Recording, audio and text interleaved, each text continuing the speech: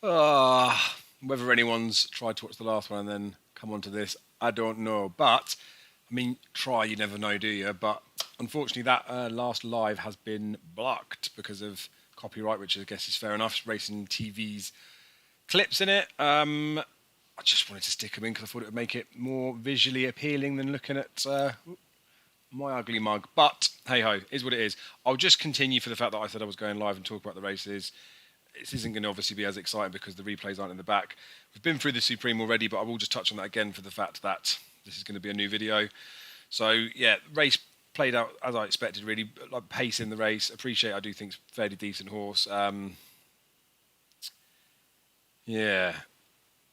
I'm just trying to think of what to recover in that Supreme because it's gone. What a terrible, terrible live stream this is. Do you know what? We'll go through the Supreme anyway. But I appreciate he did win nicely, didn't he? Blue Lord, like they all ran their sort of race. I think. I know Metier didn't really do what he's done previously, but it's hard to get a handle on the stuff that he's done. I felt a little bit like ex-Irish flat horse. If he was any real substance, would he really be going to Harry Fry? No disrespect to the yard, but don't know. It was hard to get a handle on him. He was obviously disappointed. He was the one horse in the race that looked like on ratings he could bridge the gap with Appreciate It. That didn't happen. Whether Cheltenham doesn't suit him, I don't know. And that was the thing with Appreciate It, that he has been in the champion bumper before. Regardless of how he might have stayed up the hill, he's entitled to improve for a look round Cheltenham anyway. But we knew that he liked it enough to run a race. Obviously, Blue Lord falling was a shame because horrible for connections, but he ran a big race, but he was never going to get near Appreciate anyway. So they smashed him off the boards, didn't they? Fairly expected in the Supreme. Arkle, that's where we got copyrighted and we just been done with it. Basically, I just thought that they went quick enough up front. Captain Guinness was up there lighting up All Mankind. We knew that was going to happen with All Mankind anyway. I kind of half felt a little bit like Nico was getting a bit too close, getting involved with him a little bit too much. And we saw how Eldorado Allen stayed on nicely, but not really too much to say about Shishkin. Like, I personally do think he could have been more impressive had Nico have held on to him for a bit longer, but it just goes to show how the fast pace that they went was not something that Franco Deport or Eldorado Allen were able to keep up with, even if they really wanted to, I suspect. Whereas Shishkin was just in comfort zone going that speed and he still counted up the hill. So genuinely would have been a player in the champion chase this year, I feel. Like, that's as good an Arkle performance as I can remember seeing. So not much really to say about that, but decent. Next up is the... Let me just check. I'm just getting notifications again now, so I don't know whether they've binned off this next live video or not. I'm just double checking on my phone. But yeah, decent effort, I think, and there's not really much more we can say about Shishkin, is there? Now, the handicap, when we're looking at Happy Go Lucky, didn't really jump that great throughout. I know Tony McCoy said that there wasn't a problem with his jumping, but obviously I was watching him because he was the horse that I wanted to win the race. And I think he was just too slow over quite a few of his fences. So the fact that he was involved going into the last was testament to the horse. Like, it was a decent effort. I half thought that he had a chance at that last. I thought maybe he just needed to get the better jump. He wouldn't have won even if he had jumped that last a little bit better. Vintage Clouds has just jumped nicely the whole way around, gone and won the race. But it's a nice run, I suppose, in isolation for Happy Go Lucky, despite bumping into one and obviously getting beaten. Discordantly, there was no real excuse for that. That jumped lovely today and then just wasn't good enough to do anything. Nice run again from Right, but you just see with those types of horses, and again, maybe not really wanting to dig at a trainer, but you get a horse like that runs so well in like a Charlie Hall elaborate trophy, and then at a Cheltenham Festival, maybe people are happy with their horses doing that and placing. But this is why we'll see so many trainers that might not be trying so much with their horses all the time because they actually want to get their marks in a point where they can win a race. But it was a cracking race anyway. Champion Hurdle after that was just utter filth, wasn't it?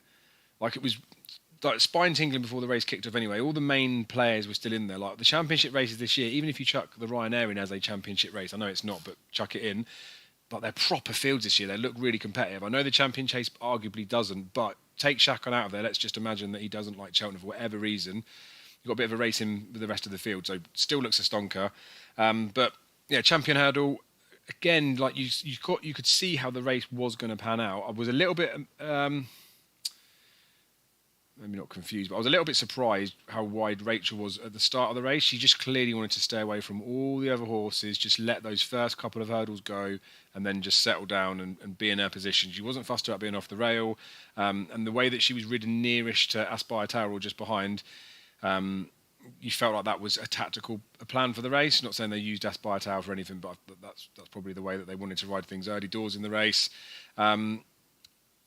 Goshen, when they turned down the back and then started to hang out to the right, like this is a problem with Goshen that I had before, and we don't know enough about him anyway. But he looks like a head case, and we get lots of talented horses that are like that, like a Might Bite that might go and do something stupid. I've seen Gary Moore's come out now and said that he's not going to run him at Cheltenham again. Gary Moore's said this before about Cheltenham. Like I'm pretty sure there's something somewhere I've heard him say like he hates Cheltenham's racecourse. He thinks it's a pants racecourse. I know he's won champion chases with like Cider Grugy there, but he never ran Armad at Cheltenham because he said he wouldn't like it, or if he did run him, I don't think he did. I think that was in an era where something happened with one of his horses and he just wanted to hate Cheltenham again. But he sort of like throws his toys out the pram a little bit and got into a sulk, and he. But anywho, the Goshen thing, he didn't put his running in today, which is a shame because we know that the horse is capable of better than that. But Honeysuckle was just so good, and I felt a little bit like when they turned in, and I could see Sharjah was travelling well, which we sort of knew he was going to do anyway. And I saw Epitant was there, and I know that Epitant's got that turn of foot. Slightly wanted Rachel to kick a little bit sooner, just for my own benefit, thinking, "Go on, Rachel, just go and nick a couple of lengths on that turn in, and then." You know, if you did start to come back to them a little bit, if they did have a bit more speed than her, that she'd have enough in hand. But she was just so much better than them as well. And not to dig at Epitant, but I think the champion hurdle that she won last year was pretty poor. The fact that her and Sharjah have upheld the form in them coming in second and third in the race this year, and obviously they were the 1-2 last year, shows that wasn't a fluke where they finished in terms of that race, because they deserved to be. They were the best of that bunch, but it just goes to show that Honeysuckle now is a much better mare. Now, we don't know how Honeysuckle would have gotten in the champion hurdle last year, and there's no way to say that she would have won it based on what she did this time, but I think she just looks a far improved horse this season. She was monster.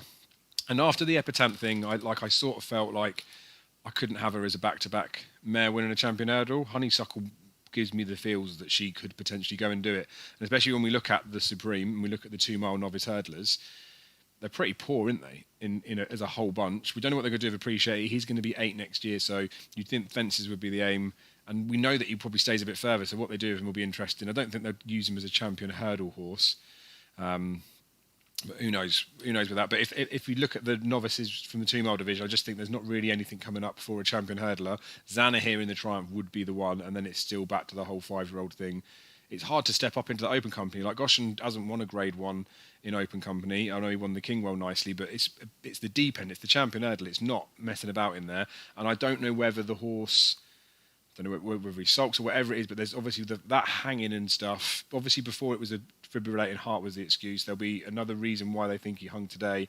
And I know it's different from the new course and the old course, but seems a lot of excuses to be making for a single horse when it may just be that he's got a bit of an attitude problem. There's no doubt that he's got some ability, but when you've got a straightforward mare like Honeysuckle and the way that she won it this year, she's just so excited for going forward. So roll on the Aintree hurdle if she decides to go for that. I don't think she will, but then there's Punchestown as well. Like, we're going to see some great action. I'd like to have obviously seen Abracadabra stay on his feet just to see what he would have done, so he'll be interesting again after, but you couldn't imagine that he would have really got close to Honeysuckle, although I do think that he would have been able to beat Sharjah and Epitant, so maybe he would have filled that gap. We might find out that answer. Mare's Hurdle was not a race I was too involved with, even like, not anti-post or even close to it really. I stuck a couple of bets on with Dame de Compagnie that I thought was a bit of value, poor choice. Roxana and a few bets because I thought she was going to come this way, poor choice. And Concertista, poor choice. Black Tears, a few people put her up, a few people liked her, so fair play to them. So the thing with that mare's race, I said before in the preview that it's quite a deep race in terms of she was the 150s mare, Concertista, but there's loads of 140s in behind, so there's loads of nice types that, you know, if one was going to falter, they've not just been beaten by a fluke, or when like Annie Power fell and you're getting like a lower class horse, not to be rude to Glenn's Melody, but you get like a lower class horse going and picking up the pieces. That was quite a fairly deep race this year, and it's nice to see for the mares programme that there is that depth. It's nice to see the mares in the champion hurdle doing what they're doing. Mares novice hurdle this season, it's quite good, so it's exciting going forward. And then just to touch on that while we're talking about mares, the mares £7 thing, they need to just stop talking about it, to be honest. You need to just understand that Honeysuckle is an absolute beast. Imagine they punished her by saying that you shouldn't have the mares allowance, and then she gets beat in all these champion hurdles, and then you realise after 20, however many years it is, that they need an allowance back. I just think it's obviously a topic for another day, but the mare's allowance is there for a reason, and this isn't like being sexist or anything like that, but the mares just aren't as good as the boys normally, like overall.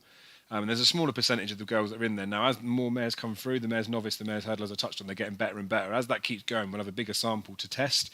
Because if it gets to the point that we're getting champion hurdles where all the mares are in the top 3 of all these big divisions, the Queen Mother Champion Chases, all those sort of stuff, then of course it's time to review it. But just let them go and win, and then we'll see what they do after. Boodles. Not really a race again I wanted to get too stuck into. You'll see from the bets that I put up that I did have quite a few bets, but no real confidence in there. Jeff Kidder wouldn't have picked that if I'd have had 25 goes at it with a 24-runner race or 22-runner race, whatever it was. But Sage Advice I thought was coming there with a chance, just didn't really seem to get up the hill. So that was a little disappointing. Who Grizz was another one that's probably a little bit disappointing as well. I just find that, especially some of those ones, the ones that were higher up in the betting order, I don't know. They seem more plotty than they actually are, but they've run well. They were there or thereabouts at the finish. I think 4th for Who Grizz and then 2nd for St Sam's. They were decent races. Just bumped into one. Move on, juvenile handicap in it. It's just a bit of a novelty race anyway. National Hunt Chase. I was very, very impressed with how Galvin actually won the race. I think he won that snugly enough. Like if Jack Kennedy wanted to push the button of a mile out, he could have done. If he wanted to push it half a furlong out, he could have pushed it that bit sooner and just gone further clear. Next destination was obviously the one that I was on. I was terrified of Escaria 10. I only really had Galvin in some cover from a long time out, so I know a few people had landed a touch on him, so fair play to you for that. He definitely won that snugly. Fair play to him, and it does just go to show that those second season novices, we talk about him being further forward at the start of the season. He's obviously progressed again in the time that they've had him off, so brilliant training performance, to be fair to him, and he has won it nicely. That was a real nice race. We could see a few of them likely to be in the finish. It's nice for that race as well because they've dropped the distance, and then we've still had these wide margin victories.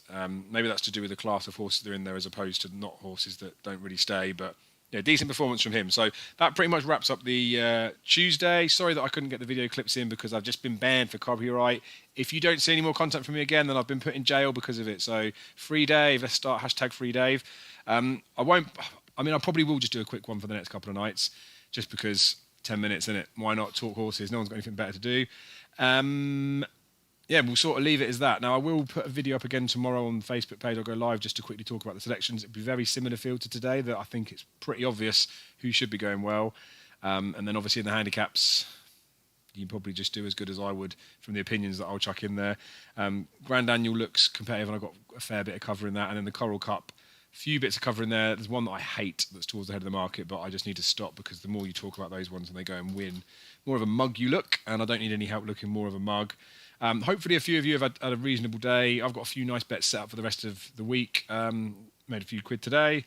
I'll do a video again of my bet loader and show you what the returns are at the end of the week. I was toying with doing it every single night and just showing you what I've got riding on to the next day, but I don't know. I don't think there's enough interest for that, so maybe we'll swerve it. We'll see. If there's anything in the comments tonight, and I'll do the same thing tomorrow, then maybe I'll show you for Thursday, Friday, if anyone gives a shit. So we've got final declarations for Friday at 10 o'clock tomorrow. So by 10 o'clock tomorrow, or just after, Andrew Smith from Festival Racing, who we need to try and sort something out for him, to be fair. He's an absolute legend, he'll have the selection or the declarations out for Friday. So by that point, we'll know everything for the rest of the week. We can start getting stuck into some races later on in the festival, probably. But I feel like most people will be sat nicely for Wednesday. We just need to see the action. Monkfish, I'm so excited to see him go now. Got a bit of covering behind as well, so that's going to be a nicer race to watch than the Shishkin one, where I'm just over-analysing it for the sake of over-analysing it. Champion Chase, we're going to questions are going to be answered, but hopefully we're going to see a staggering performance there. The Champion Bumper looks so good. The cross country, as much as a novelty race that it is, Potter's Corner coming out basically leaves the front two well ahead of the field in terms of the ability at this course. Easy Sland, I feel, should probably be a bit shorter than he actually is, but we just got to trust his well-being, which I'm sure is all fine. But he had a leg injury when he went back. How bad it was, I don't know. But he ran so well in that handicap carrying the weight, which is what Tiger Roll did like a couple of years ago before he came and won. So I don't think Tiger will be able to come back and do what he's doing. I don't think he's in any sort of form now. There's probably got to be something in the betting, a reasonable price that you could probably take a punt each way, because not that I'm expecting Easy Land to not run to 100%, but there's a little nagging doubt in the back of my mind whether he is. And even if he does go and win it, you still got potentially 2 spots up for grabs, because I am worried about how Tiger's going to perform. So not one that I've looked into too much. I don't really care too much about the cross country unless there's something like Tiger Roll that I want to hammer. So just maybe look for something at a bit of a price.